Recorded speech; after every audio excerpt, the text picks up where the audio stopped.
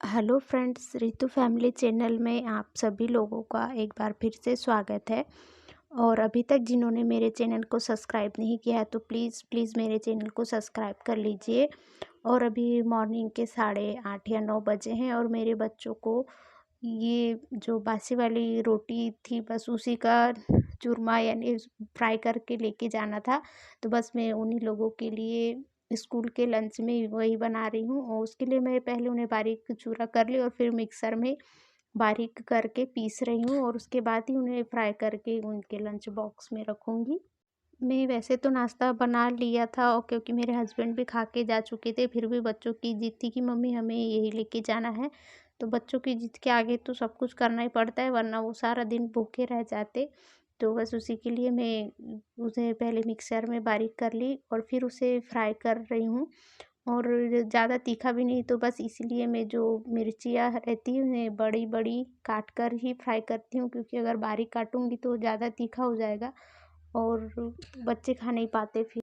और अभी मेरे गैस के प्लेटफ़ॉर्म पे बहुत सारा सामान रखा है और वो जो थैलियाँ आपको दिख रही है, उनमें मेरे हस्बैंड शाम को फ्रूट्स कुछ लेकर आए थे, तो टाइम काफ़ी हो गया था, तो मैंने उसी में वहीं पर रहने दिया, क्योंकि कभी-कभी बहुत आलसी भी आ जाती है काम करते-करते, तो मैंने सोचा क्योंकि उन्हें धोकर भी रखना था, तो इसीलिए मैं उन्हें वहीं रख दी और अब भी उन्हें धोकर साफ़ करके रखूँगी, क्योंकि सुबह में पहले बच्चों की तैयारी करना पड़ता है, उसके बाद ही घर का अदर काम शुरू किया जा सकता है।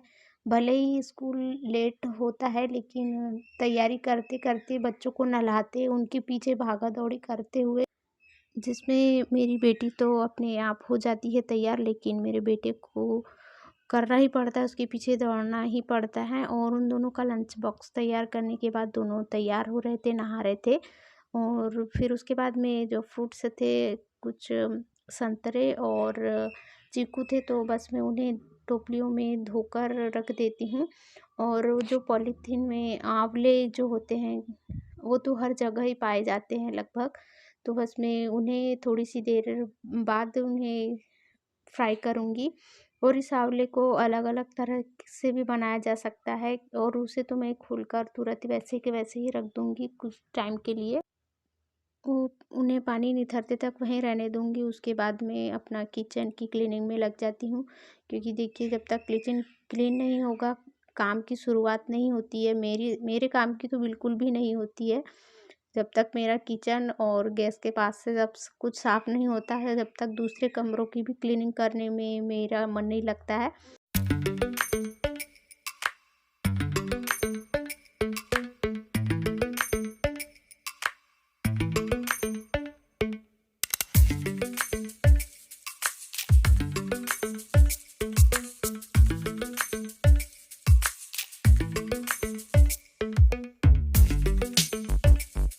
और इसके बाद किचन में कुछ बर्तन थे जो बच्चे नाश्ता करके और कुछ थोड़ा बहुत खा के गए थे, तो वो जमा थे बाथरूम में। तो बस उन्हें ही क्लीन कर लेती हूँ और साथ ही साथ सारा काम हो जाता है तो हो ही जाता है, वरना जो काम छोड़ दो तो वो रह ही जाता है। और उसके बाद मैंने सोचा नहाने के लिए, फिर मुझे याद आया कि नहीं, मेरा भाई, उस दिन मैं शादी वाला ब्लॉग बताई थी आपको, मेरा भाई आया था, तो बस वो मेरे लिए कुछ सामान लेके आया था। तो चावल भिजाए थे मम्मी ने और मेरा भाई लेकर आया था। और ये जो डब्बे दिख रहे हैं, ये मुझे भाई दूज का गिफ्ट मिला है, रिटर्न गिफ्ट मेरे भाई ने दिया था मुझे। तो ये डब्बे तो मैं जब आई थी तभी लेकर आ गई थी और ये 4 डब्बों का सेट है, जो मम्मी ने मुझे दिया था। और मेरा भाई जो चावल पहुँचाने आया था, तो बस ये 3 डब्बे तो मैं खाली ही रहने दूँगी। और इन सारे डब्बों को मैं पहले ही साफ़ करके धूप में सुखा के रख चुकी हूँ। और उसके बाद ये जो चावल भिजाए थे, तो मैं उन चावल को उस डब्बे में रख दूँगी, क्योंकि इतने सारे डब्बों की तो ज़रूरत नहीं पड़ेगी। उसमें से जो बड़ा डिब्बा था उसी में उन सभी को भर कर रख देती हूँ। और ये इतना है कि मुझे बहुत दिनों तक चल जाएगा। और इससे इसमें से आधा अगर मैं बेचूँ तो भी मेरे 2 महीने, ढाई महीने का लगभग स्टोरेज जमा हो जाएगा खाने का। लेकिन मैं इसे बेचूँगी नहीं, अगर बेचना रहता तो मम्मी भिजाती ही नहीं। तो बस मैं उसे छान लूँगी और जो बारीक चूरियाँ होती है कंकरी टाइप से, बस उन्हें अलग कर कर उसमें से निकाल कर रख दूँगी। और ये डब्बे भी है, मम्मी ने भिजवाए चावल भी जो मेरे काम के हैं दोनों। और देखिए मैं नहा धो के फ्रेश होके तैयार हो गई थी। और ये जो आंवले मैं आप लोगों को दिखाई थी, तो बस मैं उन्हें उन्हें मैं उबाल कर रख ली थी। और देखिए उसके सभी आंवले के अलग-अलग एक-एक पीस से निकल रही है। और ये इन्हें अलग-अलग मैं निकाल भी रही हूँ और उसमें से गिटलियाँ जो होती है अलग कर दूँगी। और इसे मैं कुछ को उसमें से कढ़ाई में फ्राई कर लूँगी, जो वैसे सिंपल सा अच्छा लगता है, जिसके लिए मैं देखिए जीरा, राई और मिर्ची अलग-अलग निकाल के रखी हूँ। और उतने सारे को मैं बनाऊँगी नहीं, आधे को ही फ्राई करूँगी और आधे को नमक लगाकर सूखने के लिए रख दूँगी, जिसका स्वाद बहुत अच्छा होता है, टेस्टी लगता है वो सूखे वाले खाने में। और ये जो कुछ बचा वाला है, तो बस मैं उसे भी फ्राई कर लूँगी। उसके लिए मैं साबुत मिर्च, लहसुन और थोड़ा-सा राई और जीरा, क्योंकि ज़्यादा पेस्ट तो ठीक नहीं होगा। और ये खाने में ये इसकी चटनी टाइप से बनता है, तो बहुत ही ज़्यादा टेस्टी और यम्मी लगता है। और इसे सब्जियों के साथ या कह लो या रोटी के साथ वैसे ही खा लो, तो बहुत अच्छा टेस्ट आता है इसका, क्योंकि ये खट्टा भी नहीं होता है और तीखा भी नहीं, बहुत अच्छा लगता है। मतलब जो जो आम का अचार नहीं खा सकते, क्योंकि आम कुछ ऑयली होता है और कुछ अलग ही सा लगता है जिन्हें, वो इसे खा सकते हैं, क्योंकि आंवले भी हर सीज़न में नहीं मिलते, कभी-कभी ही मिलते हैं। और बच्चे भी इसे बड़े टेस्ट के साथ खा लेते।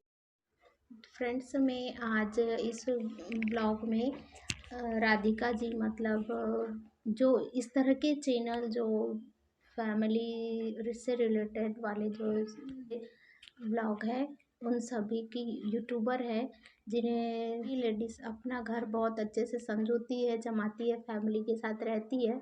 और उनके ब्लॉग में शुरू से देखती आई हूँ, तो उनके साथ तो ठीक नहीं हुआ, फिर भी उन्होंने प्रॉब्लम की वजह से अगर घर छोड़ा भी है, तो परेशानियों से तो फिर भी ठीक है, लेकिन एक लेडीज़ अपने घर को कितने अच्छे से सजाती है, संजोती है, और उसे एकदम से घर छोड़ के जाना पड़ता है, तो अच्छा नहीं लगता है।